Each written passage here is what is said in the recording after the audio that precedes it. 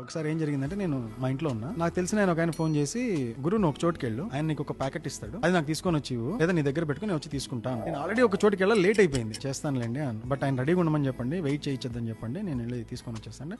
అది సమ్ పలానా ఏదో ఆఫీసు 14th floor లో ఉంటాడు ఆయన, ఆయన రెడీగా ఉండమని చెప్పండి.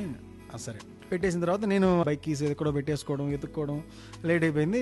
నేను వెళ్ళి ఆయనకి ఫోన్ చేశాను, సార్ మీ దగ్గర ఏదో ప్యాకెట్ ఉందంట కదా, అది కలెక్ట్ చేసుకోవడానికి వచ్చాను అని అన్న. అంటే ఆయన అవునా వచ్చారా, సరే అండి మీరు 14th floor కి రండి. ఆల్రెడీ నాకు లేట్, ఇప్పుడు బైక్ పార్కింగ్ ఎత్తుక్కొని నేను పార్క్ చేసి ఆ లిఫ్ట్ లో ఎత్తుక్కొని ఆ ప్యాకెట్ మళ్ళీ ఇదంతా జర్నీ కింద చేసుకొని వచ్చి వెళ్ళినప్పుడు నేను వెళ్ళాల్సిన పని అయిపోతుంది. ఆ కోపం వచ్చి పని అయింది, నన్ను పైకి కిందకి తిరగమంటాడా అని లోపల చిన్న కోపం వచ్చి, సార్ నేను రెడీగా ఉండమని చెప్పాను సార్, నేను అర్జెంట్గా వెళ్ళాలి సార్, మీరే వచ్చి ఇవ్వండి, నేను రాలేను ఇప్పుడు, నాకు టైం లేదు అంటే ఆయన ఒక చిన్న పాస్ తీసుకొని ఓకే అండి అన్న పెట్టేసి, స్ట్రిక్ట్ గా లేకపోతే కుదరదు ఈ లోకంలో, మనం స్ట్రిక్ట్ గా మాట్లాడకపోతే పనులు జరగవు, ఆడుకుంటారు మనల్ని. అది ఇదే నేను ఏదో పెద్ద హీరోయిజం ఫీల్ అయ్యా ఆయనతో నేను ఏదో స్ట్రిక్ట్ గా మాట్లాడానంటే ఫీల్ అయ్యా. ఆయన కొంతసేపటికి మెల్లగా దిగి ఆయన నా వైపు వస్తున్నాడు అనమాట. చూస్తే ఆయనకి 2 కాళ్ళు లేవు, ఆయన అవి 2 పట్టుకొని మెల్లగా వస్తున్నాడు. చూసినప్పుడు పటా పటా పటా కొట్టుకున్నట్టు అయింది. రే కొంచెం కైండ్ గా మాట్లాడచ్చు కదా, పని నీది అని చెప్పి, if you are right okay, నువ్వు రైట్ అయినంత మాత్రం ప్రపంచం అంతటి నువ్వు రూడ్ గా ఉండాల్సిన అవసరం లేదు కదా, కొంచెం కైండ్ గా మాట్లాడండి, ఎంత బాగుండేది. నేను అర్లీగా బయలుదేరి ఉంటే నేను హాయిగా డీల్ చేసే ఉండేవాడిని కదా, నేను ఆ బైక్ కీస్ ఎక్కడో పెట్టుకుంటే కరెక్ట్ కీ చైన్ తగిలిచ్చి ఉంటే బాగుండు కదా. అంతా రష్ చేసుకుంది నేను, ఇప్పటికీ